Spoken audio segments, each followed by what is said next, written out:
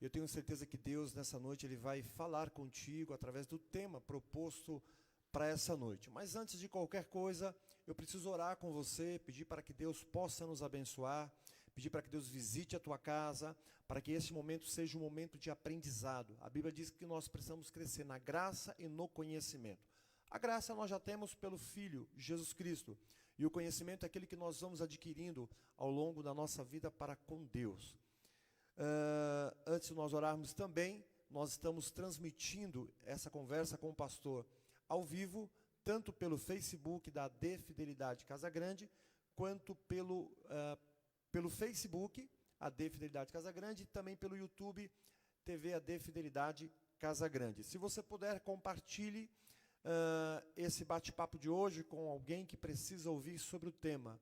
O tema de hoje é: possível que o nome de alguém seja tirado do livro da vida? Você já ouviu essa frase? Já ouviu alguém dizendo para você que o seu nome será riscado do livro da vida? Ou você nunca ouviu? Hoje nós estaremos conversando sobre esse tema. Se você puder, aonde você estiver aí na sua casa, ou no seu serviço, ou talvez dentro de um hospital, gostaria que você curvasse a sua cabeça para que assim nós possamos orarmos ao nosso Deus. Pai, nós te louvamos. Bendizemos a Ti, ó Deus, por este momento. Obrigado, a Deus, pelo conhecimento que nós teremos nessa noite.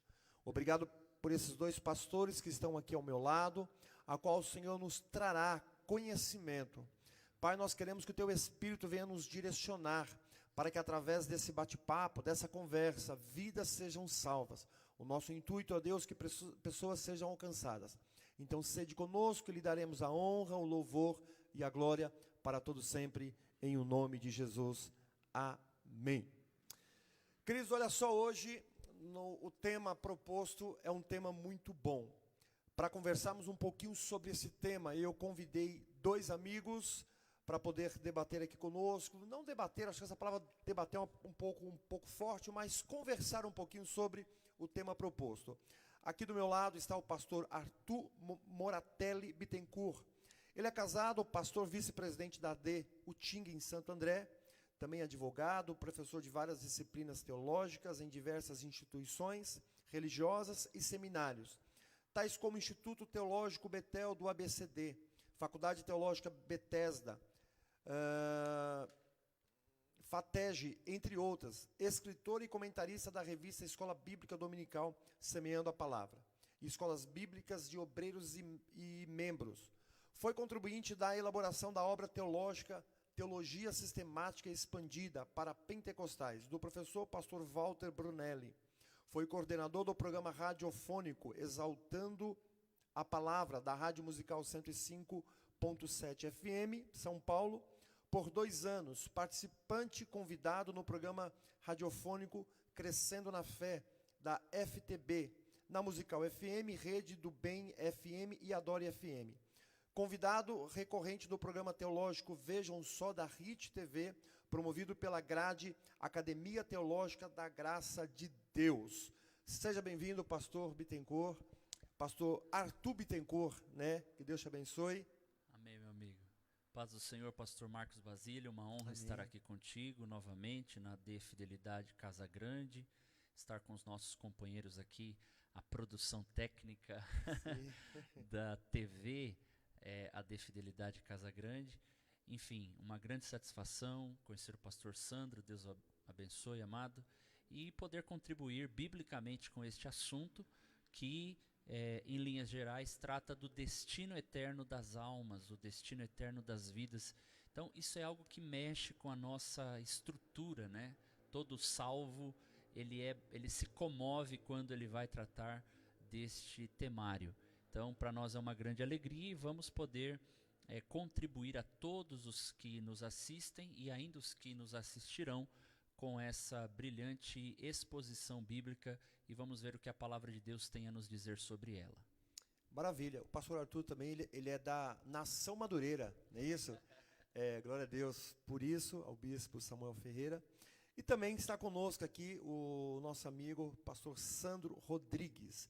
Ele é do Ministério do Belém, ele tem uma formação teológica, bacharel em teologia pelos seminários Porta da Vida, IBAD, Instituto Bíblico das Assembleias de Deus, Teologia sistemática pelo Centro Presbiteriano de Pós-Graduação Andrei Jumper, da Mackenzie. Seja bem-vindo, pastor Sandro. Boa noite, paz do Senhor. Eu que agradeço, pastor Marcos, é um prazer conhecer o senhor. Pastor Bittencourt também, um prazer enorme, um desafio muito grande para mim. O senhor já é acadêmico, bastante tempo nessa área, e eu acompanhei o senhor, vejam só, né? Aos irmãos aqui convidaram, o irmão William, para mim é um enorme prazer poder contribuir de alguma maneira para esta conversa. Que Deus abençoe os nossos irmãos, mandar apenas a paz, um beijo para minha esposa, para os meus filhos. Deus abençoe, em nome de Jesus. Maravilha. Olha só, no programa de hoje, ou nessa conversa de hoje, talvez você já ouviu a frase que se você se distanciar dos caminhos do Senhor, você terá o seu nome riscado do livro da vida. Outras pessoas defendem que você nunca terá esse nome riscado do livro da vida.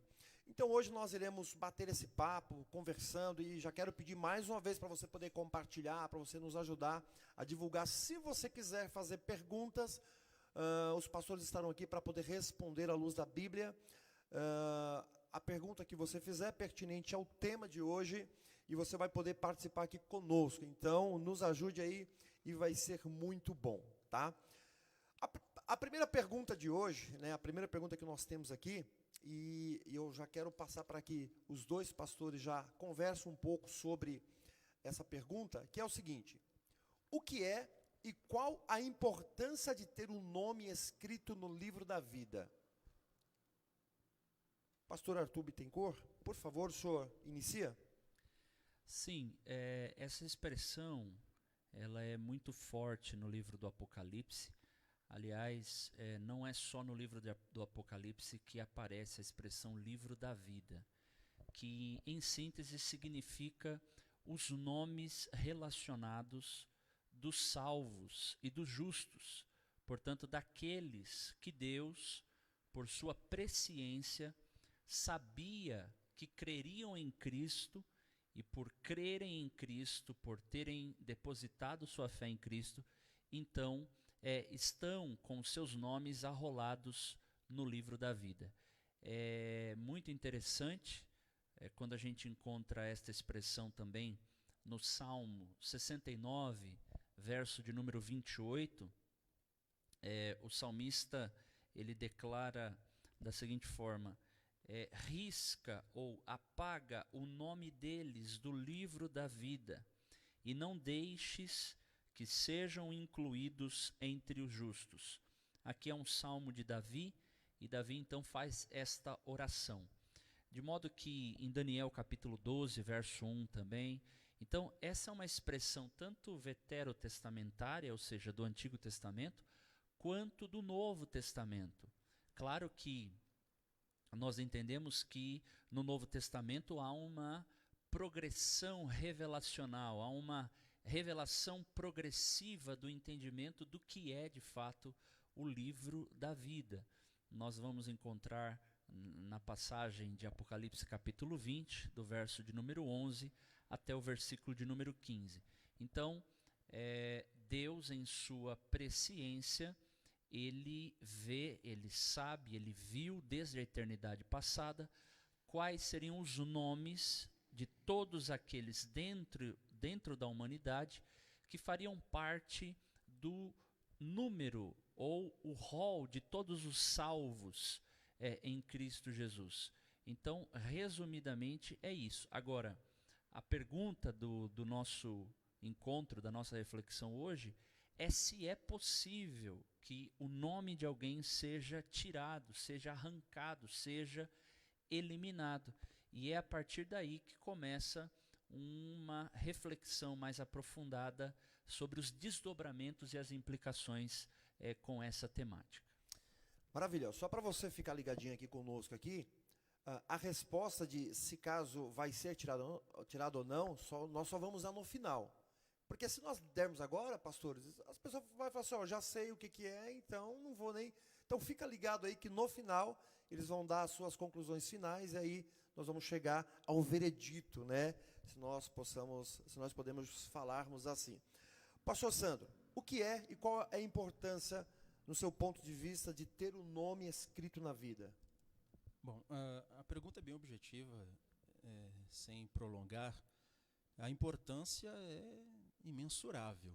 O próprio Jesus, apesar, eu quero aqui ser bem claro no texto, ele não especifica que é o livro da vida. Mas os discípulos, ao retornarem das missões, eles ficam alegres por terem manifestado expulsão de demônios. E Jesus fala, olha, não se alegrem por isso, mas porque o vosso nome está escrito nos céus. Essa deve ser a alegria, então a gente entende. Outra coisa que eu aqui confesso a minha ignorância, o pastor Bittencourt pode ajudar, eu não tenho certeza, a Bíblia não fala, a Bíblia tem algumas alegorias, o que é esse livro, se esse livro é literal, ou se é a mente de Deus, ou se ele tem registrado isso, eu não tenho certeza se a Bíblia fala. O pastor até deu uma referência aqui em Salmo 69, 28, outras traduções já não falam livro da vida, falam livro dos vivos, né? Riscarei o nome do livro dos vivos. E pelo contexto eu acredito que seja mais fiel. A NAA, Nova Almeida Atualizada, é uma Bíblia de tradução mais recente, ela corrobora para isso. Então, o que é o livro, eu não sei. O que é o livro? Se está na mente de Deus esses registros, mas eu não entendo também que seja um livro literal, com algo que Deus vai abrir, está lá escrito com algum tipo de caneta. Isso a Bíblia não é clara, mas pode ser uma simbologia, pode ser uma alegoria, isso não temos como saber. Onde a Bíblia se cala, eu também vou me reservar. Maravilha. Pastor Arthur, e aí? Tem livro ou não tem livro? Nós vemos esta linguagem sendo usada em toda a Bíblia. Se você não admitir pela literalidade da existência de um livro, então nós devemos admitir como um registro celestial. Quando você lê em Malaquias 3, verso de número 16, se não me falha a memória, ou 18, deixa me ver aqui, na verdade é o 16, fala de um registro ou de um livro memorial, ou seja, nos anais da glória, há um registro daqueles, portanto, que farão parte do povo redimido, que terão acesso à Nova Jerusalém, portanto, à cidade santa, uma promessa que Jesus fez a todo aquele que vencer. Então, nós devemos admitir que há um registro. Quanto à literalidade ou a materialização ou a materialidade de um livro especificamente nos céus, nós não podemos afirmar, né? O fato é que o livro todo do Apocalipse e todo o assunto quando entra na área da escatologia, ele tem as suas nuances literais e também a sua simbologia, que aí cai para o campo da chamada alegoria ou alegorização, ou no aspecto figurativo. Então, o fato é que transmite uma mensagem, mesmo sendo um símbolo, se transmite uma mensagem que Deus estabeleceu ao seu povo. De fato, todo ser vivente, todo habitante desta terra, todos que já passaram por esta terra, devem almejar e desejar fazer parte daqueles que serão a própria noiva do Cordeiro e assim estarão ao lado do nosso Senhor Jesus em estado de bem-aventurança eterna. Sendo assim, pastor, é correto dizer, quando se faz o apelo, quando a pessoa vem à frente, fala, olha, Deus, que escreva o nome dessa pessoa no livro da vida. É correto? Olha, eu vinha pensando sobre isso no carro, pastor Marcos. Nós comumente sempre falamos isso nos nossos cultos, desde a minha tenra idade, sempre ouvi isso dos pregadores, principalmente pentecostais, mas do ponto de vista bíblico não há uma menção sequer de uma oração ou de um pedido, ou que um anjo tenha feito a colocação do nome de alguém no livro da vida por ocasião da conversão ou regeneração daquela pessoa. Me parece que há indicativo bíblico para a retirada do nome do que para a inscrição do nome nesse livro da vida.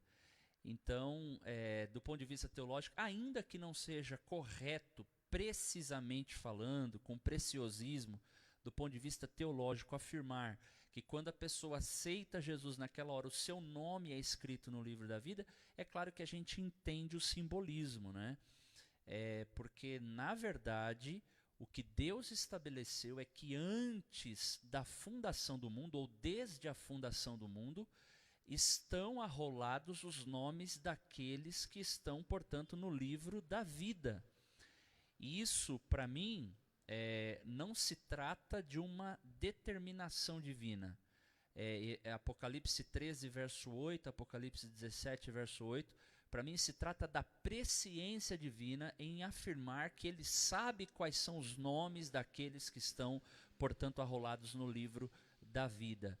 E nesse sentido, nós percebemos então que quão glorioso é o privilégio daquele que manifesta a sua fé em Cristo, né? Porque aí nós vamos inevitavelmente, durante aqui a nossa discussão, também pensarmos sobre a doutrina da eleição, né? A doutrina da eleição. Afinal, Deus nos escolheu antes da fundação do mundo, como disse um pastor, antes que Deus dissesse em Gênesis 1, verso 2 e 3, haja luz, ele disse, haja cruz, porque o Cordeiro foi morto antes da fundação do mundo, ou desde a fundação do mundo. E nesse sentido, o livro da vida é chamado de livro da vida do Cordeiro. Então, a provisão do Calvário, ela foi determinada pelo Senhor antes da criação do próprio mundo, de maneira que Deus jamais poderia ter sido pego de surpresa com a queda do casal e, portanto, o pecado original. Maravilha. Pastor Sandro, o senhor concorda e o senhor acha correto os pastores dizerem, escreva o nome dessa pessoa no livro da vida? Qual que é a sua visão mediante aquilo que o pastor Arthur relatou aqui? Não, eu acredito que seja simples, eu não vejo maldade, é um costume, eu não acredito que seja errado, seja uma heresia, mas acredito que se a gente pode corrigir, pode mudar algum pensamento, eu já vejo um pouco diferente a situação que o pastor mencionou. Eu já não acredito que alguns são tirados. Eu acredito que os nomes já foram eternamente escritos, sem a possibilidade de serem de lá tirados. Eu acredito na universalidade do pecado e não da salvação. Uhum. Eu acredito que o pecado ele é universal, a salvação não. Então, como o pecado é universal, nenhum nome estava escrito lá, Certo. nos tempos eternos. Uhum. E como a salvação também ela não é universal, o nome dos salvos é que foi inserido lá. Então, a partir daí, aí a gente pode entrar nas duas linhas de pensamento mais comumente hoje em dia, tanto por decreto quanto por presciência, aqueles nomes que estão ali e não tem por que serem tirados posteriormente. Ok. Pastor Arthur? Então, nós temos uma dificuldade aí com essa última fala do pastor Sandro, porque Apocalipse 13:8 diz que os nomes já estão lá antes da criação do mundo. Então veja, nesse sentido, se nós acreditarmos que esses nomes já foram colocados lá, né, na palavra do pastor Sandro, esses nomes foram colocados, mas o texto está dizendo assim, os nomes que estão lá. Então, uma coisa é colocar, outra coisa é revelar os nomes que estão lá. Se você acreditar que os nomes foram colocados, inevitavelmente, do ponto de vista soteriológico, você vai ter de coincidir com uma determinação pelo viés da eleição nos moldes calvinistas.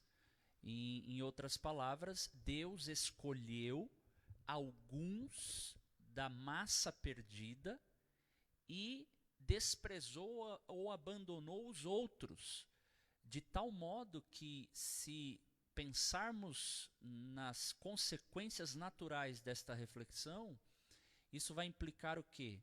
Vai implicar que um não salvo ou um réprobo ou um perdido jamais teria possibilidade em vida de ter a sua alteração do seu destino eterno, porque Deus não o escolheu desde a fundação do mundo. Então eu sei que é um assunto difícil, isso gera muita polêmica, mas nós temos que pensar nisso, né?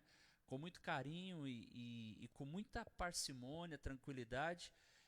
E eu já estou aqui propondo, advogando, me posicionando da seguinte forma, que aqui se trata da onisciência de Deus, da presciência de Deus, que Deus sabe, e isso, pastor Marcos e pastor Sandro, é um departamento, a salvação é um departamento superior, é um departamento de Deus. Não cabe a nós discutir quem é que está lá e quem não está lá. Mas pastor, então peraí, de maneira prática, o que eu tenho que fazer? O que eu e você devemos fazer é ter fé em Jesus. E aqueles que verdadeiramente têm fé em Jesus vão dar evidência da sua salvação e, consequentemente, da sua eleição. Porque nós não negamos a doutrina da eleição, mas sim o modo como ela deve ser interpretada à luz das Escrituras. Nós entendemos que a doutrina da eleição, a base da doutrina da eleição é a fé em Cristo. Nós entendemos que esta eleição reside na pessoa do Senhor Jesus, de modo que todos aqueles que se unirem mediante a fé, de uma maneira mística, uma união mística pela fé em Cristo Jesus, fazendo parte do seu organismo, aí sim essa pessoa de fato chegará a gozar da salvação em sua plenitude na consumação dos séculos. Então nós vamos entrar nessas duas questões, né? E eu vou deixar mais para o final para me posicionar em relação ao tema do programa. Ok. Pastor Sandro, por favor. Eu queria só, para nós pensarmos também, introduzir um argumento lógico. Na verdade, lógico para quem? Né? Lógico para mim. É um argumento lógico para mim. A questão é a questão do nome eterno, enquanto ele está sendo escrito, se foi escrito. E eu vou aqui utilizar das duas linhas de pensamentos, sem ficar do lado de nenhuma, mas usando as duas. O calvinismo, essas são as principais, né? O debate, acho que hoje em dia, gira em torno disso aí sempre. Isso tem causado, acho que, mais problemas do que soluções. Mas o calvinismo acredita que a salvação e o nome escrito no livro da vida é correlacionado a isso, aos decretos de Deus. Deus decretou e esses decretos, esses que são salvos, já estão lá desde antes da fundação do mundo, escolhidos por Deus com base na eleição incondicional. O arminianismo, eles acreditam também na eleição, mas com base na presciência de Deus. Então vamos lá. O nome foi escrito para o calvinista antes da fundação do mundo com base no decreto. Então, se Deus decretou, o nome não pode sair e também não pode entrar outro. Se Deus, olhando para o futuro, previu quem iria ser salvo, quem iria aceitar a Cristo e escreveu esses nomes lá, dá no mesmo. Então, esses nomes, porque ele preveu que seriam salvos futuramente, também esses que seriam salvos. Então, eles também não são tirados e também não são adicionados outros, porque Deus previu quem seria e quem não seria. Então, pelo menos para mim, é um argumento lógico. Se ele viu que no futuro quem ia ser salvo, obviamente, ele só escreveria o nome de quem seria salvo.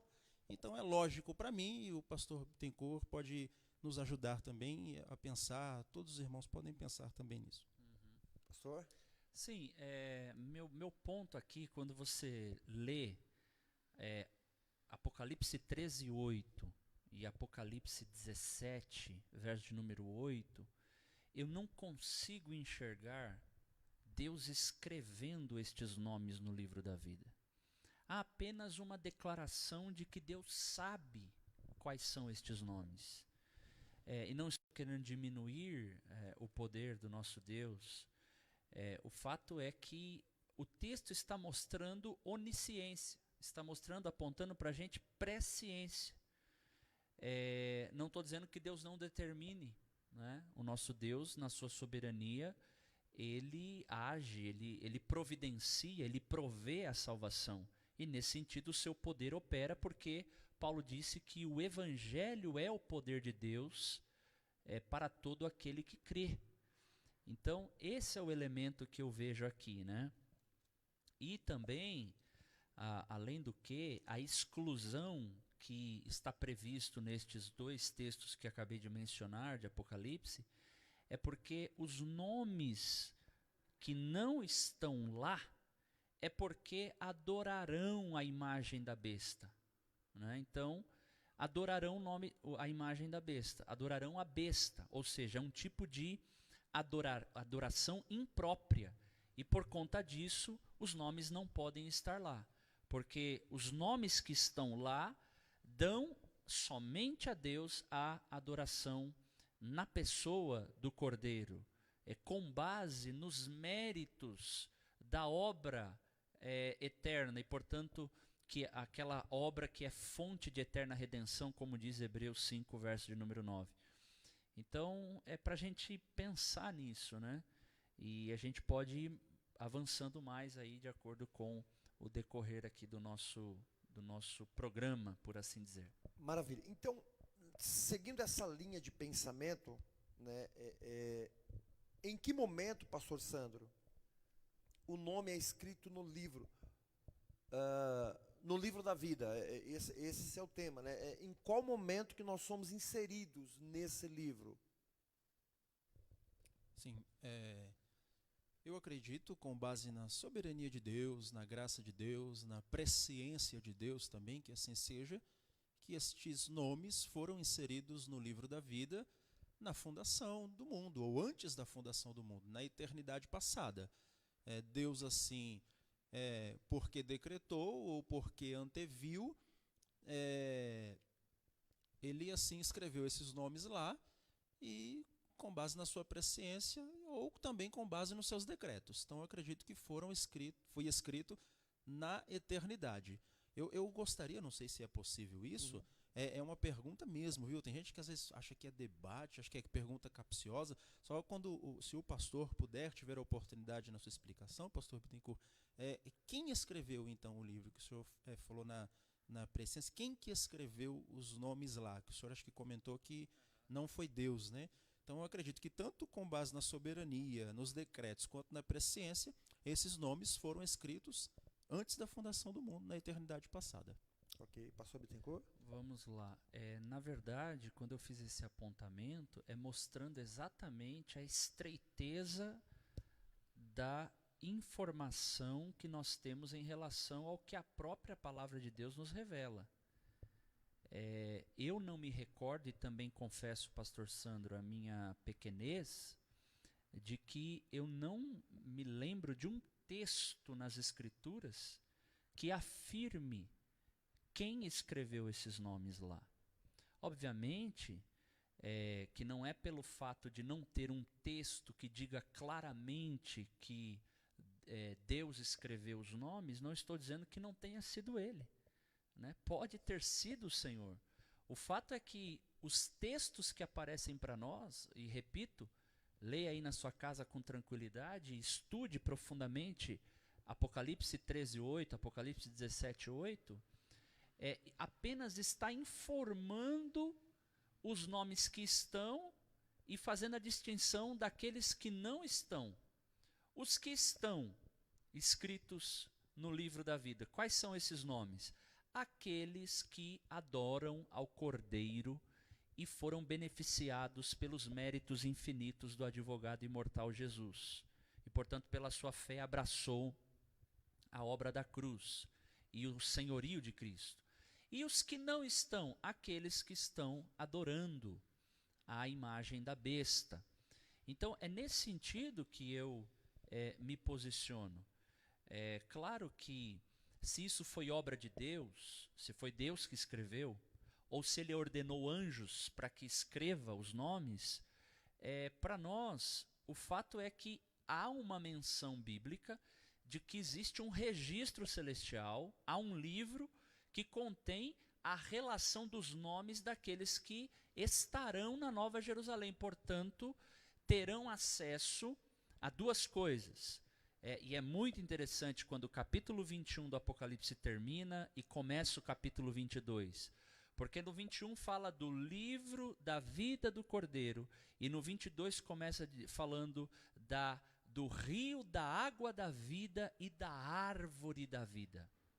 Então, olha, 3 elementos muito importantes na escatologia bíblica: livro da vida do Cordeiro, rio da água da vida e também a árvore da vida.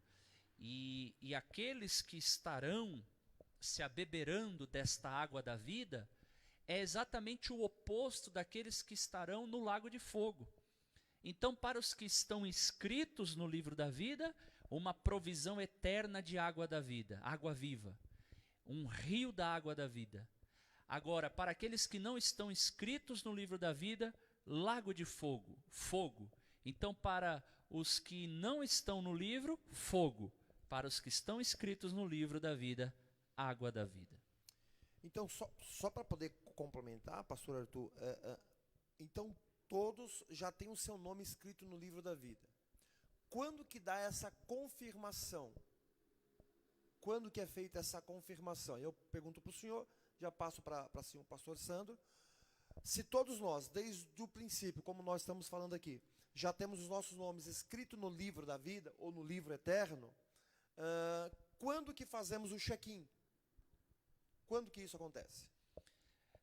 Veja, nós acreditamos que a salvação, ela se evidencia através de uma caminhada, portanto, primeiramente, de uma fé depositada em Cristo e depois de frutos desta fé perseverante em Cristo, por Cristo, com Cristo, numa jornada, numa caminhada diária, com evidência de santidade, de santificação, de um discipulado.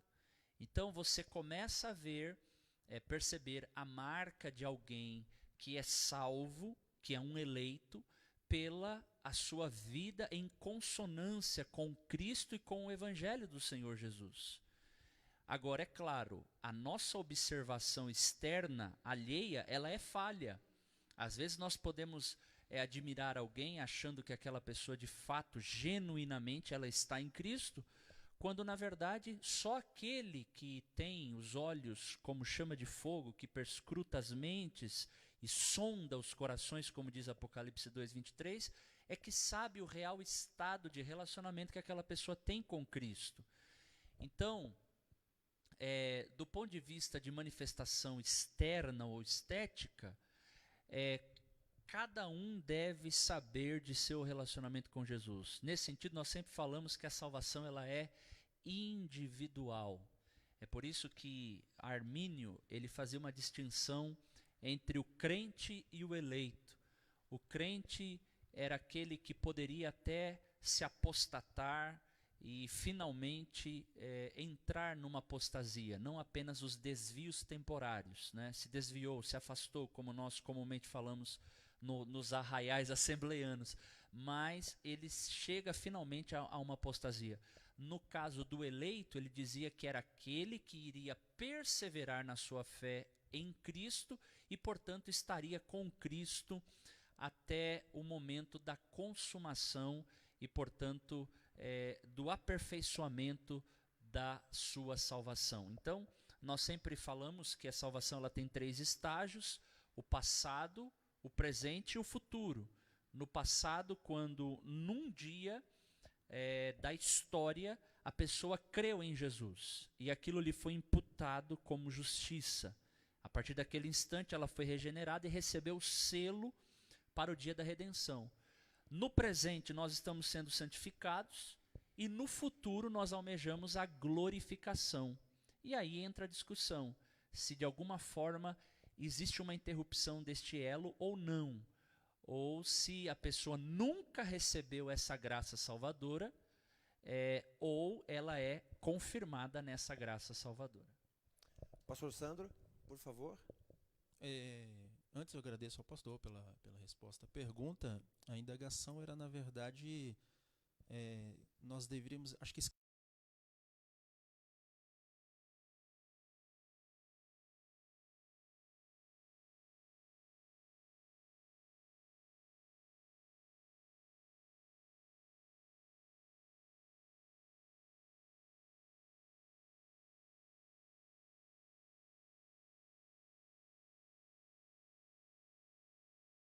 vida.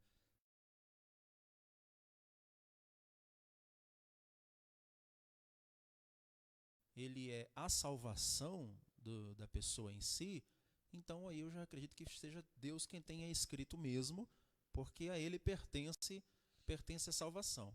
A pergunta do senhor foi Quando esse nome quando é feito o check-in, a confirmação, se desde o início ele já está com o nome no livro da vida, quando que ele confirma que ele faz o check-in para poder ter a entrada dele? Sim, entendi. Obrigado, pastor. Eu acredito na salvação monergística. Tá? Acredito que o pastor Bittencourt, não sei, talvez sinergista, mas para mim a salvação pertence somente ao Senhor. E antes até mesmo da fé, que também vem de Deus, operada no salvo, vem a regeneração. Então acho que o check-in, o momento da salvação, da confirmação da salvação, do nome escrito no livro da vida, é a regeneração do cristão.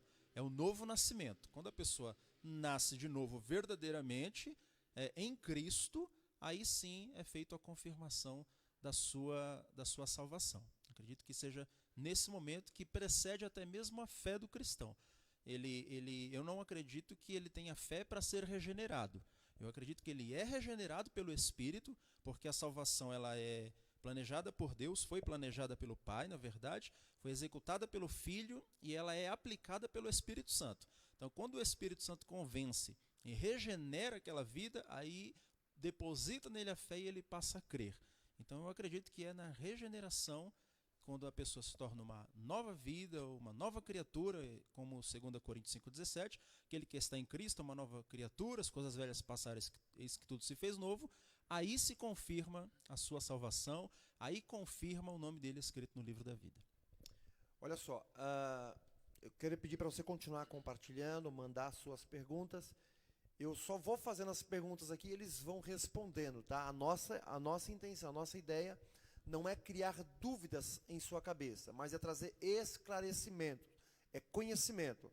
Se nós entendemos que nós só crescemos através do conhecimento, então precisamos estudarmos para poder termos discernimento daquilo que nós iremos falar ou até mesmo defender, tá? Pastor Bittencourt, é Bittencourt ou Arthur? Como que você... Não tem... Eu deixo a escolha ao irmão, está correto de ambas as formas. Eu chamo muito seu pai de Bittencourt, então eu tô aqui, né? Fica à vontade. Não tem importância, né? Fica à vontade, tá. Fica à vontade. É que nem eu sou Marcos Basílio, tem muita gente que me chama só de Basílio, né? Então, É verdade. estamos em casa, né? Isso mesmo, pastor. Deixa eu te fazer uma pergunta. Se o nosso nome já está no livro da vida, conforme Filipenses 4:3, que Paulo faz uma recomendação, que diz o seguinte: peço-te também a ti, meu verdadeiro companheiro, que ajude essas mulheres que trabalharam comigo no Evangelho e com Clemente, e com os meus outros cooperadores, cujos nomes estão no livro da vida. Se o nome já está no livro da vida, o porquê que eu tenho que aceitar a Cristo? Porque ele já está no livro da vida. Pastor Arthur. Sim. O nosso Deus, ele é o autor da salvação e o consumador na pessoa de Jesus Cristo. De maneira que nós acreditamos na chamada salvação objetiva, é aquela que vem da cruz, e a salvação subjetiva, que é o momento da aplicação desta salvação na vida do pecador. Muito interessante essa colocação que o apóstolo Paulo faz na carta aos Filipenses, porque ele está dizendo que os seus cooperadores estão com seus nomes arrolados no livro da vida. Talvez este seja o único texto bíblico que mostre para nós como é que Paulo olhou esse livro. Porque todo mundo quer saber quem é que está com o nome escrito lá. E Paulo está atestando, dizendo que não, os meus cooperadores estão com seus nomes arrolados no livro da vida. Quer dizer, é claro, a evidência da vida destes amados era uma evidência tão preciosa, em consonância com o Evangelho, que Paulo não tinha dúvidas da salvação deles. Paulo não tinha dúvida da salvação desses amados. Agora, como nós já falamos aqui no início, o único sabedor, detentor de todos os nomes que ali estão é o nosso Deus pela sua onisciência e presciência. E não só o próprio Jesus, porque na pessoa do Espírito Santo é ele quem aplica a salvação. Vou divergir do pastor Sandro, obviamente, pelo meu posicionamento arminiano. Não nos vinculamos ao monergismo, né? Aqui são expressões e termos teológicos um pouquinho mais técnicos, mas eu peço paciência para você que nos assiste e que isso provoque curiosidade em você de ir atrás, procurar saber qual que é a diferença de monergismo e sinergismo. Não também um sinergismo de Pelágio ou semi-pelagiano. Os arminianos são acusados, às vezes injustamente, de um chamado sinergismo semi-pelagiano. Do ponto de vista teológico e doutrinal, não é verdade. O professor Roger Olson estabelece como um chamado sinergismo evangélico. Pastor Sandro, que ele coloca que inicialmente há uma infusão unilateral de monergismo no início, mas não é monergismo, tá? Ele fala, por que ele diz isso? Porque os arminianos creem da seguinte forma, que a graça ela provém da cruz e ela provém da pregação da palavra, né? Os arminianos, em suma, se dividem nessas duas categorias. De modo que, quando o Espírito Santo já está trabalhando na vida de um pecador, e aí um servo de Deus, uma serva de Deus prega o Evangelho, o Espírito Santo, de uma maneira unilateral, com um certo grau de monergismo, ele está convencendo aquela pessoa, ele está capacitando aquela pessoa, ele está iluminando aquela pessoa. Isso não tem nada a ver com homens, mas é a ação do Espírito Santo. O problema é que a nossa divergência aqui é no sentido da chamada mecânica da salvação. Pastor Sandro se posicionou como dizendo que a regeneração vem antes da fé. Nós acreditamos que a fé vem primeiro, o arrependimento vem primeiro e a regeneração vem depois. Quando você vê que primeiro vem a graça vem e toca o coração do pecador. E qual foi a mensagem do Senhor Jesus em Marcos capítulo 1, verso 15? Arrependei-vos e crede no Evangelho. Essa foi a ordem do Senhor Jesus. Então a graça veio, deu poder, e aí eu entendo o dom da fé e o dom do arrependimento como o poder para crer e o poder para se arrepender. Então a graça veio, gerou fé, o homem creu no Evangelho, o pecador creu no Evangelho, se arrependeu. Isso, o casamento da fé com o arrependimento chama-se conversão humana, e a resposta divina à conversão humana é a regeneração, operada por Deus. Mas note que quem começa sempre é o Espírito pela graça. Não tem mérito nenhum. Se você pegar qualquer dicionário de teologia, você vai ver que a definição de fé é essa, é o descanso das obras, ou seja, não é meritória. A fé não é meritória. Portanto, não existe participação humana nisso. Né? Então, os nossos irmãos calvinistas discordam, achando que torna a salvação arminiana como uma salvação meritória, salvação por obras, mas não é verdade. Tudo começa com a graça. Sem a graça, como é que eu creria? Sem a graça, como é que nós nos arrependeríamos? Então, vem com a graça, vem a fé e o arrependimento. O casamento da fé com o arrependimento é conversão humana e a resposta divina é a regeneração. E com a regeneração vem a justificação, com a justificação vem a santificação. E por aí vai, dentro das doutrinas bíblicas da salvação. Tem a adoção, tem a união, e outras figuras bíblicas, imagens bíblicas que a palavra de Deus apresenta em relação à salvação. É um assunto mais aprofundado, mas nós esperamos sinceramente que vocês se interessem por isso, porque eu penso, pastor Marcos e pastor Sandro, que não existe um assunto mais palpitante para aquele que já provou da salvação e da vida eterna do que este que nós estamos fazendo aqui. Isso mexe demais com a gente. Verdade. Pastor Sandro? O senhor pode repetir a pergunta? Se o nosso nome já está, ou Sim. por que precisamos aceitar a Cristo?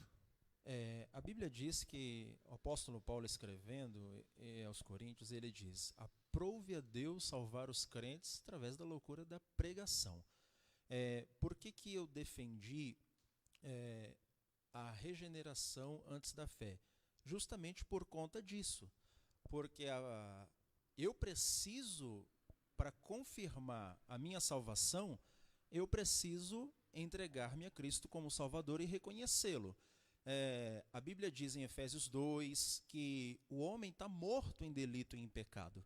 Então, como que um morto vai ter fé? Como que um morto vai crer? Como que um morto vai viver? Eu vejo a salvação como Ezequiel 37, né? Vale de ossos secos. Então, vamos lá, morto, delito, pecado, dominado pelo pecado. A Bíblia diz em Romanos que não há um justo sequer, não há quem busque a Deus, não há quem clame, não há quem entenda. Então, por isso ele precisa ser regenerado. Essa regeneração vai fazer com que ele confirme o nome dele escrito no livro da vida. Então, a forma, Deus poderia, claro, Deus pode fazer o que ele quiser. Ele escreveu o nome dele na eternidade com base em decreto, ou presciência, não vem ao caso, e ele poderia, no estalar de dedos, falar assim: esses nomes já estão escritos e eu vou estalar o dedo aqui e vai todo mundo ser salvo. Não, mas ele escolheu o evangelho para trazer os salvos à sua presença. Então, é por isso que eu preciso reconhecer Cristo como Salvador. E esse reconhecimento, eu não acredito que seja a causa da salvação, mas a consequência dela. Cristo vem, me salva, eu reconheço, e por ter reconhecido, é que aí eu confirmo a minha salvação e o meu nome escrito no livro da vida. É assim que eu penso, eu entendo. Pastor Arthur? É bom que a gente afirme que a cruz de Cristo não é causa secundária da salvação, é causa primária e essencial. Dentro do sistema soteriológico calvinista, a eleição é a causa primária da salvação. Então eu penso que dentro do posicionamento arminiano, armínio wesleyano, ou armínio pentecostal, que esse é o legado soteriológico que nós temos, eu penso que exaltar a obra da cruz como causa primária da salvação é muito importante. E o que eu quero dizer com isso? Que com a salvação, Deus disponibilizou o caminho da salvação a todos aqueles que desejarem. Ou rejeita o evangelho, ou acolhe o evangelho.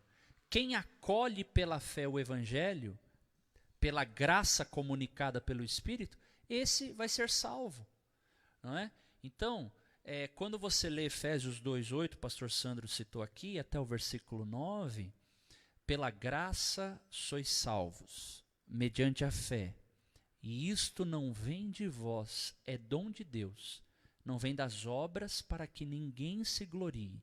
Eu pergunto a você que me assiste, o que é o dom de Deus? O que é o dom de Deus? A salvação é um dom de Deus? A graça é um dom de Deus? Ou a fé é um dom de Deus? Se a graça é um dom de Deus, é um dom de Deus. A salvação é um dom de Deus? É um dom de Deus. A fé é um dom de Deus? É um dom de Deus. Se tudo isso é dom de Deus, não há que se falar em obras. Não é? O exemplo que Armínio dá, quando você encontra um mendigo na rua e alguém lhe oferece uma alta quantia em soma, em pecúnia, em dinheiro, o crédito é de quem? Daquele homem que deu essa quantia milionária para o morador de rua, ou em situação de rua? Ou o mérito está no morador de rua que estende a mão para pegar o presente? Esse é o exemplo de fé. Um outro exemplo que o Roger Olson dá no seu livro Arminianismo, Mitos e Realidade. Uma pessoa vem e dá um cheque de $1 milhão para um morador de rua. Quando esse camarada pega esse cheque e ele vai colocar na conta dele, né, se é que é possível alguém, como um morador de rua, ter uma conta bancária, suponhamos que tenha, colocar esse cheque e o saldo entrar na conta, o crédito é de quem? Do doador ou do beneficiado da dádiva? É do doador. Ou seja, não há crédito nenhum. É isso que na concepção arminiana nós falamos. O fato de, pela fé, nós estendermos a mão para pegar o presente que Deus nos dá, que é a salvação, não dá mérito nenhum para nós. E é nesse sentido que eu afirmo que a salvação é dom, a graça é um dom e a fé é um dom. Mas não se esqueça, o caminho que Deus estabeleceu, quando disponibilizou a salvação a todos os homens, é por isso que nós cremos. E aí vai entrar no tema do debate de hoje, da nossa discussão, da nossa reflexão de hoje. Se Deus escolheu unilateralmente, incondicionalmente lá atrás, todas as pessoas que estariam com os nomes no livro da vida ou não, de maneira que a cruz, ela não disponibilizou a salvação a todos os homens, nunca a pregação do evangelho surtiria efeito num pecador cujo nome já não está lá no livro da vida. Então, é um pouco difícil a gente acreditar nisso, porque tornaria a oferta do evangelho, a oferta universal do evangelho, uma oferta insincera, porque ela só teria validade e aplicabilidade para os eleitos, e para os outros o evangelho nunca teria o poder de mudar o destino e alterar a sua realidade eterna, ou seja, ele fatalmente seria conduzido ao lago de fogo. E eu não consigo ver desta forma essa apresentação no evangelho, nos apóstolos, e eu tenho dificuldade de compreender desta maneira. Então, nós acreditamos de uma graça livre, ou seja, a todos os homens, e aqueles que rejeitarem a mensagem da cruz, então passarão pela segunda morte. E aqui eu encerro com a citação de... a gente estava falando aqui, o pastor Marcos perguntou quando é que é o check-in, ou o momento da validação disso. Eu me lembrei de uma frase de Billy Graham. Billy Graham disse que 5% é a decisão em Cristo.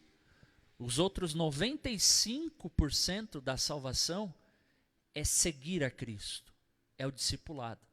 Então, do ponto de vista bíblico, alguém pode ser legitimamente considerado um salvo, um eleito, mas quando ele de fato mostra que é um discípulo de Jesus, do que por um momento que ele tenha feito uma decisão, por mais sincera que seja, em algum momento da sua vida. Ele disse, a decisão é 5%, seguir a Cristo é 95%. Maravilha. Pastor Sandro, e aí, vamos lá? Senhor, O que você acha?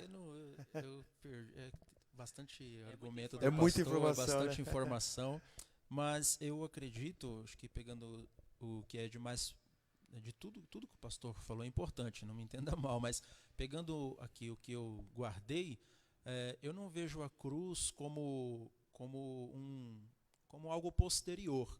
Até o pastor mesmo citou uma frase de um teólogo que diz que antes de Deus dizer haja luz, ele disse haja cruz. Então, quando que o Cordeiro foi morto? Desde a fundação do mundo. Então, para mim, a salvação ela vem desde lá. Eu não acredito que a cruz tornou a salvação ou possibilitou a salvação.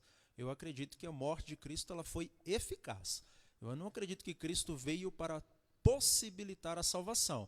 Eu acredito que ele veio para salvar pecadores eficazmente. É nisso que eu acredito. Tanto que o textuário da Bíblia, João 3,16, ele diz, porque Deus amou o mundo de tal maneira que deu seu Filho unigênito. Opa, para quem? Para o que nele crê. É para o que nele crê. Tem a vida eterna. E mais para frente nos versículos, e o que não crê não será condenado. Ele já está condenado. Então eu acredito que a cruz, ela não é algo posterior. A cruz é a confirmação da eleição. A cruz é a confirmação, a expiação, tudo aquilo que fez no Antigo Testamento, o sacrifício de animais, tudo aquilo era sombra daquilo que viria, que era perfeito, que era o nosso Cristo. Então ele veio para confirmar a salvação, morreu para salvar eficazmente pecadores, não para possibilitar. Porque se a gente colocar a cruz como uma possibilidade, eu vou falar aqui uma hipérbole, um exagero, claro que é um exagero, mas imaginemos que Cristo morreu para possibilitar e ninguém foi salvo porque não teve fé para se salvar. Cristo morreu em vão. E se ele morreu para possibilitar, morreu por todos, como alguns pregam que a expiação ela é ilimitada, se a expiação é ilimitada, para aqueles que não creem, a morte de Cristo foi completamente em vão. Então, eu acredito que Cristo morreu exclusivamente por aqueles quais ele escreveu no livro da vida, pelos salvos. Ele morreu para chamar, para salvar estes pecadores. Então, ele fez isso, teve êxito, a cruz foi para isso, ele salvou e ninguém tira esses pecadores das suas mãos. Foi eficaz a morte de Cristo. Tinha um objetivo, salvar pecadores. E esses pecadores foram salvos, tanto do passado, quanto do presente, quanto do futuro. Ok, pastor Arthur? De fato, a obra do Calvário, ela é eficaz, ela é poderosa em seu corpo, na igreja, né? Então, a igreja é eleita e não há como falhar esse projeto. É um projeto que a imagem bíblica põe Cristo como a cabeça ou o cabeça e a igreja como o corpo. Então, não vai falhar. O fato é que, do ponto de vista da eleição, nós acreditamos que a igreja sendo eleita abrange indivíduos. Do ponto de vista calvinista, Deus elege incondicionalmente, arbitrariamente, unilateralmente, indivíduos que formam a igreja. Eu não vejo isso quando nós lemos, por exemplo, Efésios capítulo 1, verso 4 a seguir. Né? Eleitos nele, nos elegeu nele. Sempre há um elemento de corporatividade da eleição, quando você encontra isso. Eu sei que abre mais campo de debate para falar de outros textos, mas essencialmente, quando você pensa sobre a doutrina da eleição, como eu falei agora há pouco, a base da eleição é a fé em Cristo. Não há como desconectar a eleição sem fé em Cristo. Tire a fé em Cristo e você não pode mais falar de eleição. Então, aí entra a questão, a nossa diferença da fala, por exemplo, do pastor Sandro e da minha, é que quando a vontade do Senhor manifestando-se salvadora, Tito 2, verso 11, a todos os homens, Deus quer que todos os homens se salvem. Quando você lê 1 Timóteo 2, verso 4, também a passagem de Pedro, segunda de Pedro, me fugiu a expressão agora, não sei o texto, a referência é o 3, verso 9, está por ali. O fato é que mostra o desejo do Senhor de salvar. E aqueles que desobedecerem o Evangelho, então passarão pela segunda morte. Aqueles que obedecerem o Evangelho, a gente coloca a evidência no Evangelho, né? E nesse sentido, que o Senhor Deus, Ele confirma aqueles que estão com a sua fé no Evangelho. Então, não há que se falar em diminuição da eficácia da obra de Jesus na cruz. É provisão eterna. Agora, o momento da aplicação disso, não há como você excluir a participação humana. Norman Geisler, na teologia sistemática dele, ele dizia o seguinte, que a salvação ela é incondicional do ponto de vista de quem concede, Deus. Mas ela é condicional do ponto de vista de quem recebe, o homem. Então veja, A doutrina da eleição é uma pedra de toque do sistema soteriológico calvinista. E é uma consequência natural, com a escadinha. Mas o que fazer com textos como 1 de João, capítulo 2, verso 2? Que ele é a propiciação não só dos nossos pecados, mas dos pecados do mundo todo. Se ele é a propiciação dos pecados do mundo todo, ou seja, o que Jesus fez na cruz é suficiente para trazer perdão para o mundo inteiro, se todo mundo cresce. Claro que não vai crer. Por quê, pastor? Porque a própria palavra de Deus afirma, quando Deus cria o inferno, portanto o lago de fogo, que é um lugar que não foi inaugurado ainda, né? Ele está lá intacto, alguns vão acompanhar a rebelião de Satanás, os seus anjos e os homens desobedientes à mensagem da cruz. Então o texto já mostra que vai ter gente lá, infelizmente. Mas Mateus 25, verso 41 diz que o inferno foi criado para o diabo e os seus anjos, não foi criado para homem algum. Não há um texto na Bíblia que afirme que Deus predestinou um homem para o inferno. Mas essa é a consequência lógica da soteriologia calvinista com a pedra de toque da eleição. É como se Deus tivesse predestinado alguém para o inferno. Eu sei que tem uma distinção entre o supralapsarianismo dentro do calvinismo e o infralapsarianismo. Esse é um outro debate, mas eu deixo aqui a deixa para que você vá atrás, pesquisar e se aprofundar nesse assunto. Mas é muito interessante a gente pensar nessa dinâmica ou mecânica da salvação, a ordem da salvação, a expressão latina ordo salutis. Pastor Sandro. É bem rápido, pastor. Ok. Eu por enquanto, estou no infralapsariano. Por enquanto, eu estou nessa. Como Westminster, né? Sínodo de Dort. Eu não acredito que tirar a fé acaba a eleição, até porque a eleição confirma a fé.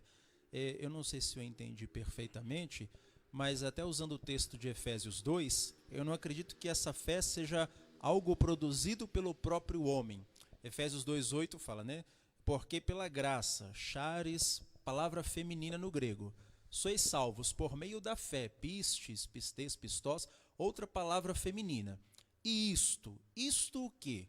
Não vem de vós, é dom de Deus. Eu entendo na conjunção de todo o versículo que tanto a graça quanto a fé é o isto, e o completo que é a salvação.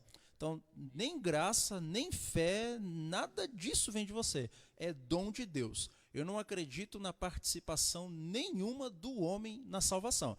Eu acredito que se dependesse de mim para ser salvo, nunca que eu iria querer Cristo. Quantos de nós, né, já não tacávamos pedra na igreja? Nós não, né? Eu tô generalizando aqui, não que eu fazia isso, meu Deus, né? Mas quantos não eram contra, falavam mal, mas nunca que eu vou pisar numa igreja. Eu acredito que o Espírito Santo é que ele 100% sozinho, unilateralmente, convence o homem do pecado, da justiça, do juízo, atrai ele para o evangelho, regenera, coloca nele a fé e assim ele passa a servir a Cristo. Então eu acredito que a fé e a eleição, elas andam e caminham juntas e uma não anula a outra, não. Se eu conseguir demover o pastor Sandro do seu posicionamento teológico, talvez eu não consiga, né, pastor? Mas eu não consigo. Mas eu debati com um supralapsariano, um reverendo, né? Bem que eu sou infra. Você é infra, mas e ele reconheceu o que eu disse, eu espero que surta o mesmo efeito no seu coração, quando você mencionou que não há participação alguma humana na salvação. Veja, o homem ele não é um autômato, um robô. Para que se haja perfeito amor, deve haver plena liberdade, expressão genuína de amor, de fé. Quando você vê a expressão de Filipenses 2, verso 12, eu disse assim para ele: interessante que o irmão calvinista supralapsariano é monergista na hora da salvação, só que o texto de Filipenses 2,12 diz assim: desenvolvei, operai a vossa salvação com temor e tremor. aí você precisa ser sinergista. Porque a ordem bíblica é que você e eu desenvolvamos a salvação. E se é para a gente operar e desenvolver ela, de maneira que eu e você não façamos nada, quando eu digo fazer e não fazer, eu estou me referindo à obediência. E não há mérito algum. Obediência do quê? Obediência de fé, obediência da fé ao Evangelho. Então, eu disse, engraçado que vocês são monergistas na salvação e sinergistas na santificação, né? Ele reconheceu isso. Por quê? Porque o texto é bem claro. Desenvolvei a vossa salvação. Ora, se eu não faço nada, nem no segundo estágio da salvação, que é a santificação no presente, então essa salvação, ela eu sou um receptáculo do que Deus fez e eu não participo em nada. Não é o que a gente vê ao longo da Bíblia Sagrada, textos como Deuteronômio 30, escolhe tu, pois, a vida e não a morte, o bem e não o mal, a bênção e não a maldição. Quer dizer, se a gente não tem que escolher, se a gente não tem de obedecer nos moldes do Evangelho, de fato a gente entra num pensamento que, do ponto de vista prático, vai distanciar a gente da nossa responsabilidade moral. Como eu conheço gente que, por causa dessa máxima calvinista, né, nós já ouvimos uma vez salvo para sempre, pessoas, e eu sei que há um erro nisso também, eu quero ser sincero no debate, não quero tripudiar em cima disso, é um erro das pessoas que assimilam isso nos moldes calvinistas. Ele diz assim, se eu sou salvo e sou salvo para sempre, não importa a vida que eu leve, não importa a minha vida de pecado, porque eu aprendi que eu sou salvo, e se eu sou salvo para sempre. É claro que o calvinismo não advoga isso, eles vão dizer que a evidência da eleição é uma vida de santidade. Na verdade, não é nem o calvinismo, é o apóstolo Paulo em Efésios capítulo 1, ou seja, é o princípio que Paulo estabelece. O fato é que quando eu me referi à eleição e à fé em Cristo, a fé ela precisa aparecer na vida do pecador, a fé no Evangelho, em algum momento da história. E aí é a hora, portanto, da aplicação da salvação. É que eu faço esse elo que eu acho que é importante para a reflexão, de maneira prática. Eu não sei quem Deus elegeu. Vamos pensar do ponto de vista monergista e calvinista. Eu não sei. Nem você, nem ninguém aqui sabe quais os nomes estão escritos lá no livro da vida. Ninguém sabe. Então, o que me compete fazer? Obedecer ao Evangelho. E se eu estou obedecendo ao Evangelho, é participação humana na salvação? Não, não é. É o que Deus mandou fazer. Deus mandou desenvolver a salvação com temor e tremor. Então eu faço a minha parte. Fico em Cristo, creio em Cristo, ando com Cristo, sou discípulo de Cristo. E salvação, pastor? Isso é departamento superior, é departamento de Deus. Ele sabe, se você estiver com Cristo, eu te garanto que biblicamente, na tua comunhão com Ele, você chegará ao estado de virtude que é a plenificação ou a completude da salvação que o Evangelho nos propõe, que é a promessa da imortalidade da vida eterna. Pastor Sandro, ok? O senhor quer falar alguma coisa? Nós podemos passar para a penúltima pergunta. Se o senhor me permitir 30 Por favor. segundos, é porque ele me perguntou, né? Sim, sim. Vai que ele me demoveu da Conseguiu minha ideia, convencer. né? Não, bem rápido assim. Eu não vejo a questão robótica, né? E na verdade, irmãos, eu quero esclarecer aqui que eu não sou ainda um considerado calvinista. Eu faço parte da Assembleia de Deus do Belém. Tá namorando, né, Barão? Né? Tá namorando o calvinismo, né, Barão? Não, mas eu sou Tá seguindo a linha. Tá flertando com ele, né, Barão? eu sou um híbrido, né? Eu tô ali. Então eu tô estudando, eu sou um isso estudante mesmo, da Sandro. Bíblia. Eu não creio nessa robotização como os calvinistas são acusados, né? Eu vejo mais o amor de Deus. Porque o que é um robô? Você controla ele e um faz uma coisa, outro faz outro jeito que você quer. Não, a salvação monergística não defende isso, essa robotização do ser humano. Porque o ser humano está morto. todos estão mortos em delitos e pecados. Ninguém vai a Deus por vontade própria. Ninguém quer Deus. Pelo contrário, o homem odeia Deus. O homem ele vai blasfemar. Tá aí, ó, muitos usam, nessa pandemia que nós estamos vivendo, e tem muitos ainda que estão dizendo que a culpa é de Deus, estão contra Deus. O homem está morto. Então eu vejo mais ainda o amor de Deus em ressuscitar algumas pessoas. Eu não tenho problema também em entender que a santificação é sinergista. Aí o senhor me convenceu e eu concordo com o senhor. Até porque a Bíblia fala que Deus nos santifica e também manda nós nos santificarmos. A santificação não é a causa da salvação, mas a consequência dela. Então, e com isso eu não tenho problema, a gente concorda. Então perceba que na salvação há um grau de sinergismo. Se a salvação ela está em 3 tempos, passado, presente e futuro, no presente existe o sinergismo. É nesse aspecto que eu me refiro. E aqui, para deixar bem claro, dentro do sistema soteriológico arminiano, muitos não sabem disso e erroneamente falam. E aqui eu quero corrigir essa visão. Armínio defendia a chamada inabilidade espiritual. Em outras palavras, ele também acreditava, como os arminianos de cabeça, né, de coração também creem, na chamada doutrina da total depravação humana.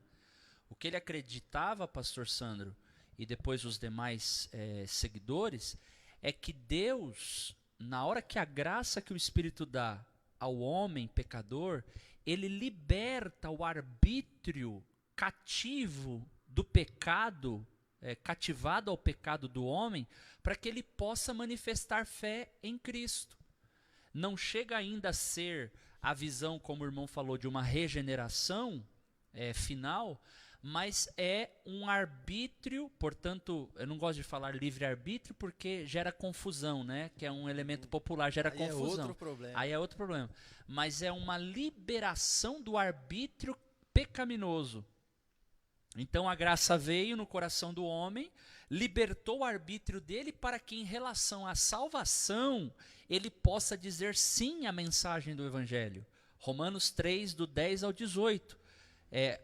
Armínio dizia que o homem sem Cristo, não há um justo sequer, não há um que faça o bem, não há quem busque a Deus, é um cadáver espiritual ambulante para fins de salvação.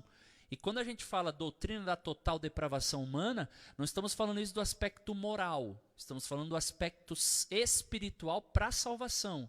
Porque eu e você talvez conheçamos incrédulos, e aí me permitam, pessoas que não creem no Evangelho, por isso que eu uso a palavra incrédulo ou descrentes, que têm uma vida moral mais irrepreensível do que às vezes um dito cristão. Então a doutrina da total depravação humana não se refere à questão moral, se refere à questão espiritual para fins de salvação. E o arminianismo também advoga esta doutrina. Assim como o calvinismo tem a tulip, que são 5 pontos, o arminianismo tem o facts, que são 5 pontos, e o primeiro é freed by grace, ou seja, livre pela graça. O arbítrio do pecador foi livre pela graça para que ele pudesse escolher o evangelho ou rejeitar. E aí entra a chamada mecânica da salvação. Maravilha. Nós vamos agora fazer a nossa penúltima pergunta e a pergunta final, que eles já vão responder, eles vão fazer as considerações, vai ser essa que está aí no vídeo, se é possível que o nome seja tirado do livro da vida. Pastores, baseado em Êxodo 32, a história do bezerro de ouro, quando Moisés está em cima do Monte Sinai, e Deus dá a Moisés as tábuas, os 10 mandamentos, e quando ele desce, vê o bezerro de ouro, e aí tem a questão que Moisés derrete o bezerro, faz o povo tomar. Tem uma passagem que Moisés volta novamente para o Monte Sinai, e nesse monte ele vai orar a Deus, e ele vai dizer a seguinte frase.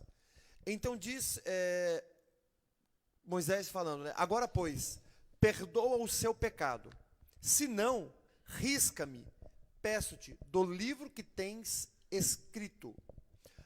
A minha pergunta é o seguinte, baseado nesse texto aqui, nós temos esse poder de pedir para Deus riscar, tirar o nosso nome do livro, nós temos essa autoridade, uma vez que ele já foi escrito e só Deus pode tirar. Nós temos esse direito, temos esse poder?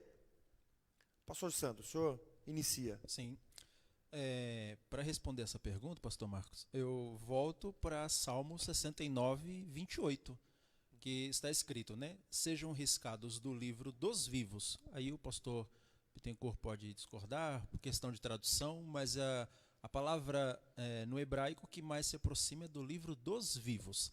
Primeiro que nos textos de Êxodo 32 e depois 32, 33, onde o Senhor dá a resposta, né? Então o Senhor disse a Moisés, riscarei do meu livro todo aquele que pecar contra mim. Ele não fala, não é claro, não é explícito em dizer que é o livro da vida. Como tinha muitos livros, tem até algumas ideias de alguns governantes que tinham um registro dos cidadãos da cidade, e nesse registro, se alguém morresse ou cometesse algum crime sério, seu nome era riscado desse registro. Então aqui me dá a ideia de punição e não soteriológica, e não de salvação. Para mim aqui é o livro dos vivos. Pelo contexto que Moisés aqui diz, e talvez o pedido de Moisés, eu entendo pelo contexto que Moisés está pedindo a morte. Simplesmente, Senhor, me mata. Se for para viver assim, me mata, eu não quero mais viver dessa forma. E o Senhor aprova, e contextualizando o versículo 33 de Êxodo 32, ele diz, então o Senhor disse a Moisés, riscarei do meu livro todo aquele que pecar contra mim. E o versículo de número 35 diz que Deus matou aquelas pessoas. Ele não matou Moisés, não riscou Moisés, mas matou aquelas outras pessoas que estavam ali, riscando eles da vida. É o que eu entendo contextualizando o Êxodo 32, e dessa forma, que não é o livro da vida, da salvação, dentro desse contexto de livro da vida relacionado à salvação do ser humano, não entendo que seja isso, eu entendo que seja o livro dos vivos. Está pedindo a morte, questão de morte física e não espiritual. Ok, pastor Arthur? Sim, eu também faço essa ressalva que o pastor Sandro fez em relação à designação do termo, né, se é livro da vida ou livro dos viventes. É bem verdade que a gente encontra dessa forma, mesmo porque colocar um elemento da concepção do livro da vida do Novo Testamento, colocando ele para trás no livro do Antigo Testamento, no Êxodo, seria uma digressão ou algo diacrônico, né? Uma coisa bem anacrônica, por assim dizer. Agora, o que está acontecendo aqui é que, primeiro, penso eu, Moisés está fazendo uma oração intercessória, a intenção dele é boa, mas a condicionalidade que ele coloca na oração talvez seja um equívoco de sua parte. Quando ele se interpõe entre Deus e o povo e está dizendo assim, ele não está pedindo por ele está falando, Senhor, perdoa o pecado do povo. Se o Senhor não perdoar, então risca o meu nome do teu livro. É isso que ele está dizendo. E aí, para mim, e aí eu vou divergir do pastor Sandro, para mim são duas situações distintas. Uma coisa é o que Deus diz no verso 33, e outra coisa é o que Deus faz com o povo. Porque no verso 33 o Senhor diz assim, apagarei o nome de todos que pecarem contra mim. Olha, eu vou apagar o nome dos pecadores. Mas olha, deixa isso comigo. Em relação ao povo, eu castigarei esse povo na hora do acerto de contas. Foi o que ele fez no verso 35. Então, talvez este seja um dos poucos versículos em toda a Bíblia Sagrada que abra margem para a possibilidade da pergunta que é a reflexão central de hoje. Apaga o meu nome do teu livro. E Deus está dizendo assim, eu vou apagar o nome, né, de todos que pecarem contra mim. E aí, esse tipo de pecado, ampliando a ideia, seria, para que seja apagado, ou que fosse apagado, seria a possibilidade de uma apostasia. Porque se o que Paulo diz em 1 Timóteo 4, verso 1, que nos últimos dias o Espírito expressamente diz que alguns apostatarão da fé. É um grupo diminuto, mas alguns apostatarão da fé. E apostasia é abandono fatal, é abandono final e total da fé em Cristo. Como Pedro diz em 2 Pedro capítulo 2 a seguir, homens que renegaram o senhorio de Jesus e o governo de Jesus. E aí com apostasia, porque eu creio que apostasia não é uma ficção, não é um alerta ilusório de um perigo que não pode se confirmar, como alguns estudiosos pensam, mas eu penso que a apostasia é uma possibilidade real. Do contrário, serviria, os irmãos calvinistas dizem que é apenas um alerta. Não, a apostasia é um alerta. Mas como entender 1 Pedro 4,1 que diz que alguns apostatarão da fé?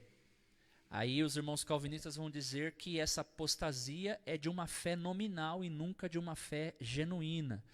Então eu vejo nesse texto de Êxodo 32,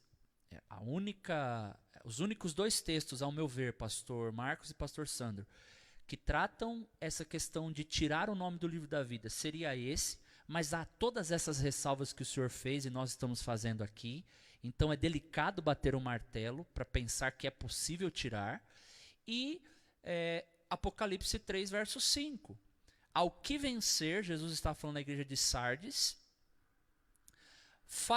farei com que o seu nome jamais seja arriscado do livro da vida. Mas ali é ao que vencer. A pergunta é, e ao que não vencer? Então nós vamos encontrar estudiosos como o professor F.F. Bruce, que vai dizer que aqueles que resistem com firmeza à tentação da apostasia, esses são aqueles que jamais terão os seus nomes riscados do livro da vida. Mas lá é uma promessa. Lá em Apocalipse 3,5 é uma promessa. Aqui parece que é uma possibilidade. Só que Deus não responde para Moisés isto. Mas Deus também diz para Moisés, olha, eu vou apagar o nome daqueles que pecarem contra mim. Mas quanto a este povo, eu vou castigar na hora certa. E no verso 35, na minha tradução, pastor Sandro, diz que o Senhor castigou severamente o povo. Eu não me lembro da outra tradução, como é que está, se há uma menção de morte mesmo. Eu não sei como é que está a outra tradução. Mas o fato é que Deus castigou aquele povo. E mesmo castigando aquele povo ainda era o povo da aliança. Né? Ainda era o povo da aliança. Então, é um terreno um tanto quanto escorregadio. Como eu falei lá atrás, é mais fácil pensar em apagar o nome do que falar, Senhor, escreve o nome no livro da vida. Mas os textos de Apocalipse 13, 8 e 17, 8 estão falando da ciência de Deus, dos nomes que constam lá no livro da vida. Maravilha. Pastor Sandro, o senhor tem alguma ressalva? Se o senhor me deixar falar, eu vou a noite toda. Não, a conversa aqui está muito boa, né? A gente queria... nós temos mais 5 minutos, e aí eu queria que o senhor falasse, e aí eu já passo para o senhor Arthur fazer as considerações e volto para o senhor para fazer as suas considerações. Pode ir. Pode ser? Como o pastor Arthur foi o último a falar, eu vou pedir para o senhor fazer as considerações e, ao mesmo tempo, responder a pergunta. Porque o nosso povo, né, o pessoal ficou até agora aguardando a resposta, né? É possível que o nome seja tirado do livro da vida? O senhor responde no seu ponto de vista e faça as suas considerações, por favor. Bom, eu vou já fazer uma afirmação e vou dar continuidade à minha resposta com alguns versículos bíblicos. Okay. Né? Aí fica nada melhor do que a Bíblia falando. Para mim não é possível, um nome não pode ser riscado do livro da vida. Com base naqueles dois argumentos iniciais que eu falei, tanto por decreto ou por presciência, ele escreveu e não tem porquê ele ficar risca, põe, desvia, apaga de novo, ou aí escreve quem salvou. Pega uma borracha, apaga, né? Dá muito trabalho para o anjo, né? Para ter que apagar. Dá muito, né? Então eu acredito que não é possível, falando do nome do livro, no livro da vida, acerca de salvação. Então eu tenho aqui alguns versículos que eu quero ler rapidamente para ouvir o pastor Bittencourt. Judas, versículo 24, diz assim: e ao Deus que é poderoso para evitar que vocês tropecem e que pode apresentá-los irrepreensíveis diante da sua glória com grande alegria. Isso aqui é uma obra de Deus. Ele é poderoso para fazer que a gente tropece, para fazer que a gente seja apresentado naquele dia irrepreensível. Claro que nessa vida somos repreensíveis, tropeçamos como cristãos, sim, mas a justificação, ela nos garante a salvação. João capítulo 10, versículo 14 diz: eu sou o bom pastor, conheço as minhas ovelhas, e elas me conhecem, assim como o Pai me conhece, e eu conheço o Pai, e dou a minha vida pelas ovelhas. Ainda tenho outras ovelhas, só que Jesus falando, né? Não deste aprisco, preciso trazer também estas. Elas ouvirão a minha voz, e então haverá um só rebanho e um só pastor. Que coisa maravilhosa o que Jesus faz. João 10 ainda, versículo 25, Jesus responde, ele fala: eu já falei, mas vocês não acreditam. As obras que eu faço em nome de meu Pai dão testemunho de mim, mas vocês não creem. Por que não creem? Porque não são minhas ovelhas. Porque não tem, aproveitando o tema, porque não tem o nome lá. Vocês não são minhas ovelhas. Não tem como, vocês não vão acreditar. Tanto que depois desse versículo queriam apedrejar Jesus. Não foram convencidos porque Jesus não os quis convencer. As minhas ovelhas ouvem a minha voz, eu as conheço e elas me seguem. Eu lhes dou a vida eterna, é eu que lhes dou. Jamais perecerão. Olha aqui. Então, jamais um nome pode ser riscado. Jamais um verdadeiro salvo pode ter o seu nome riscado do livro da vida.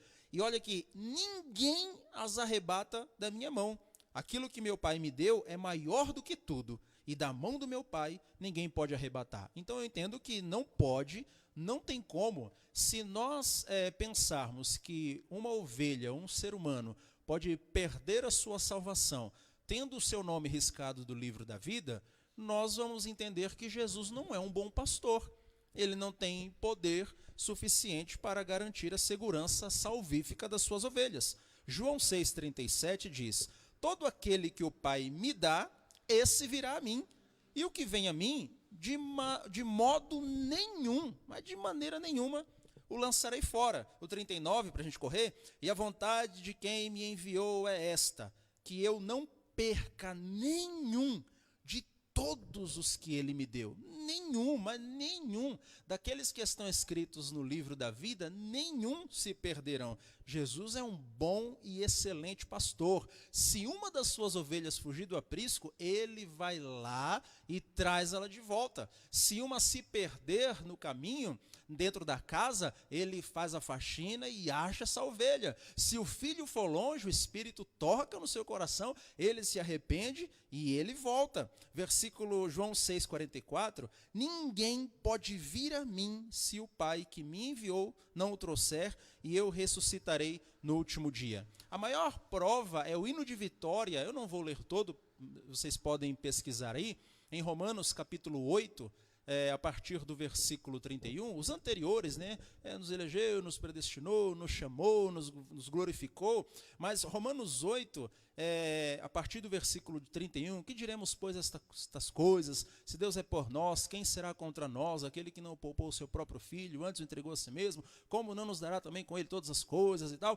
Aí ele vai: porque estou certo de que nem a morte, nem a vida, nem os principados, nem as potestades, nem o presente, nem o futuro pode nos separar do amor de Deus que está em Cristo Jesus. Então nós estamos seguros em Cristo e não podemos nos perder nunca. Aquele que está em Cristo é uma nova criatura, tudo velho passou, agora é tudo novo com Cristo. E eu finalizo, eu não sei se depois tem a consideração final, tem uma palavra final, mas para mim a doutrina da justificação é a doutrina perfeita.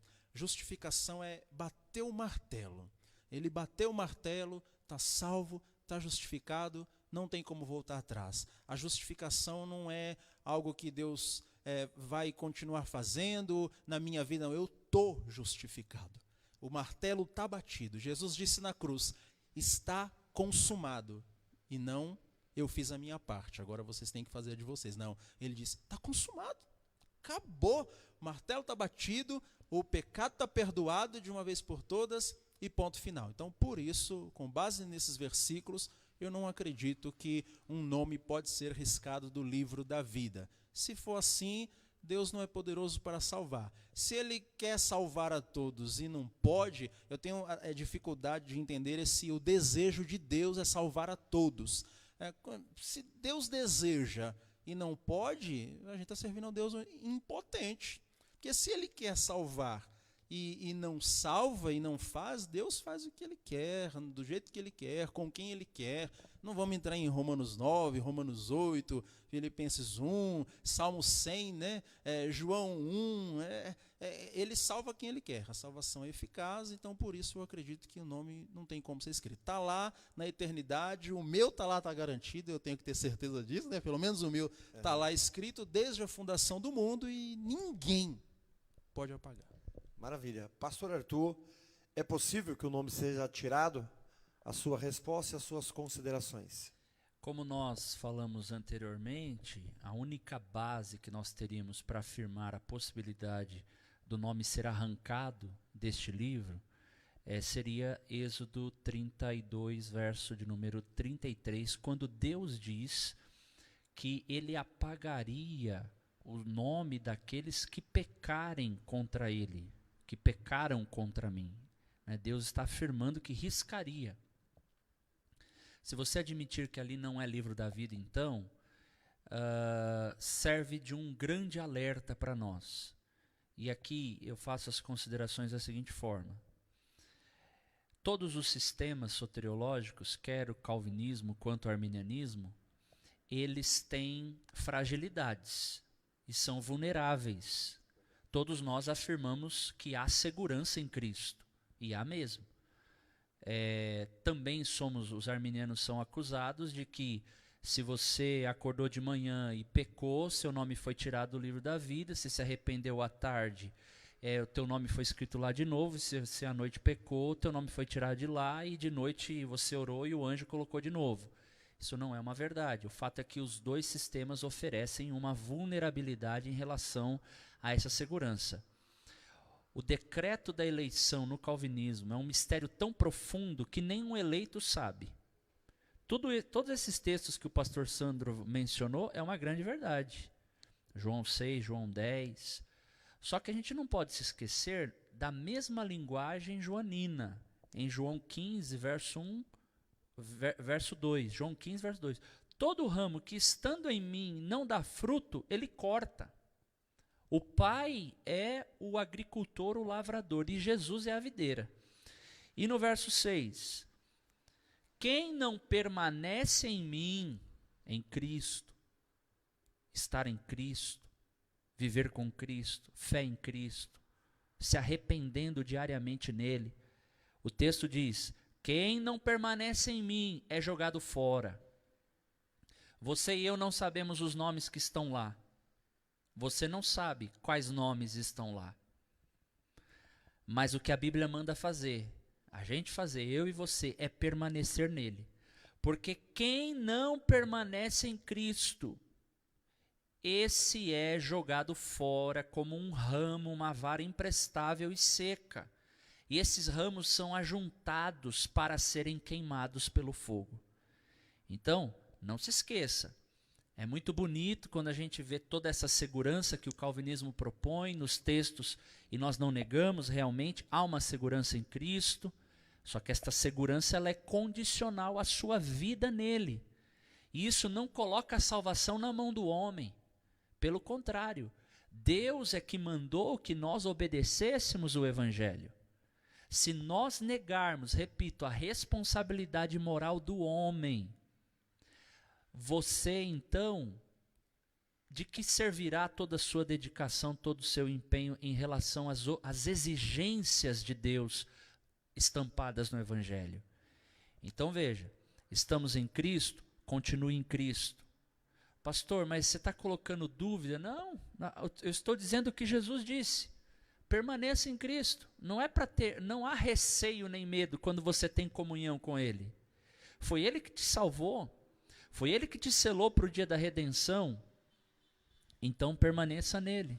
continue sendo fiel, busque uma vida de santidade, vigie enquanto é tempo, em confinamento parcial ou total, em quarentena ou pandemia, continue sendo uma pessoa cheia do Espírito Santo, cheia de fé, cheia de sabedoria, cheia de graça, cheia de perdão, cheia da palavra.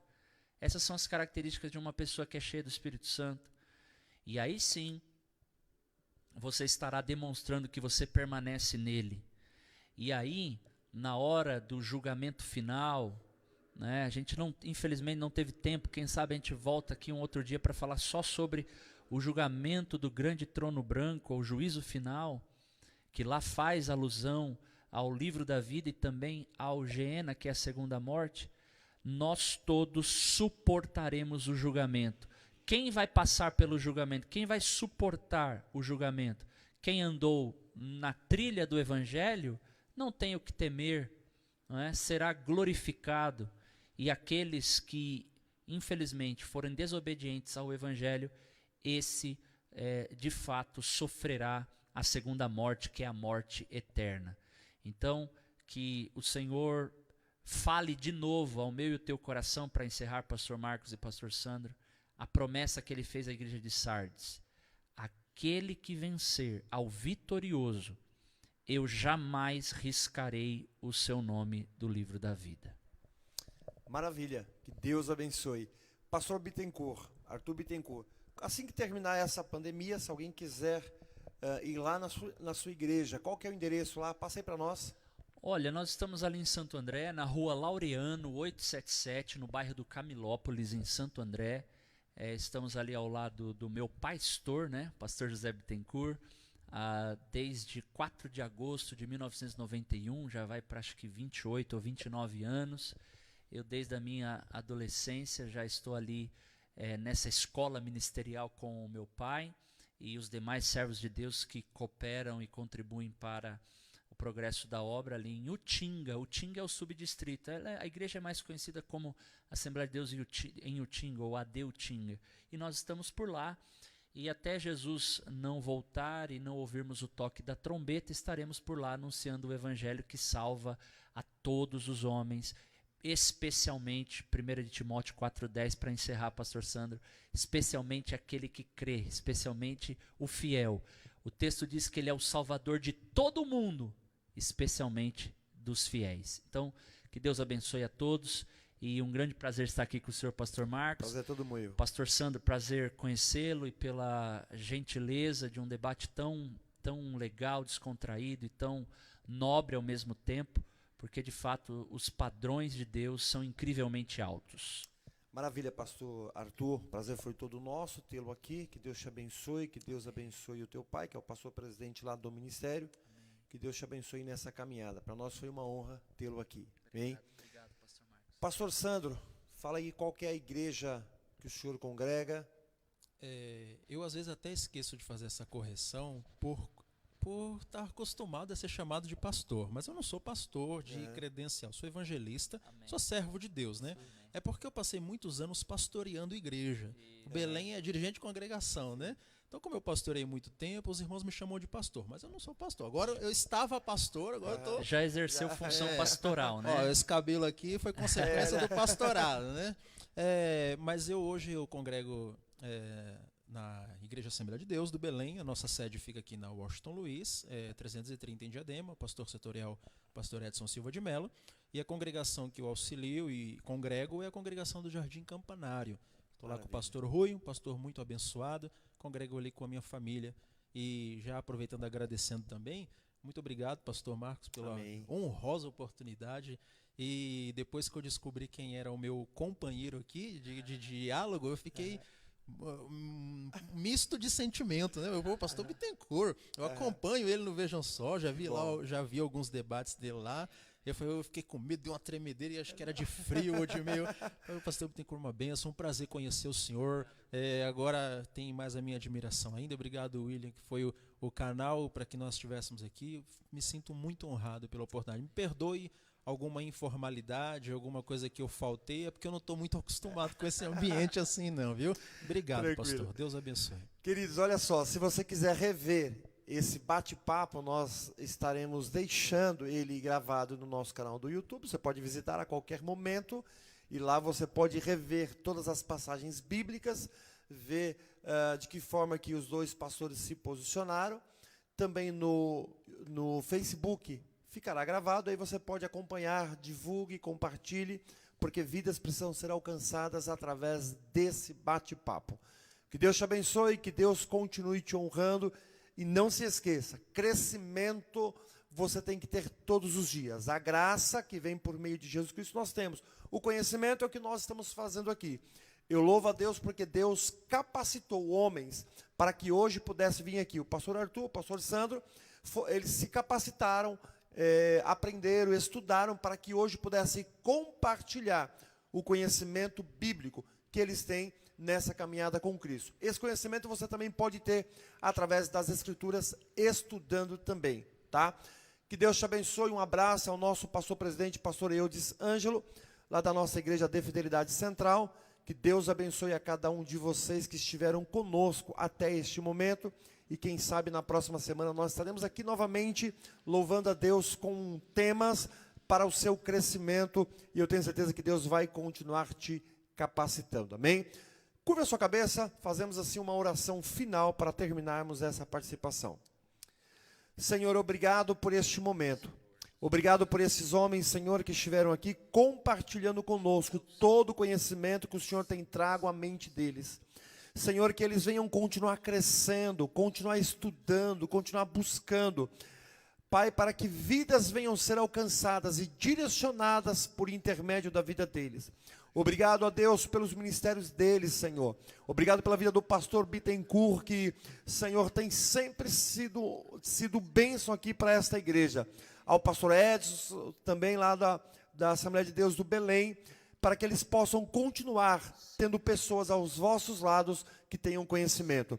A essa pessoa que ficou conosco até este momento, que o Senhor continue capacitando, honrando e abençoando, e nós temos a certeza que o teu Espírito vai de encontro a cada um deles. Sede com eles e lhe daremos a honra, o louvor e a glória para todos sempre, em o nome de Jesus. Amém? Você viu que durante o vídeo aí ficou passando aí algumas informações sobre doações, ofertas, tanto pela conta da igreja, tanto pelo PicPay. Não se sinta constrangido, mas se você sentiu em nos ajudar, fique à vontade, que o Eterno te recompense todos os dias. Deus te abençoe, fique em paz em o nome de Jesus.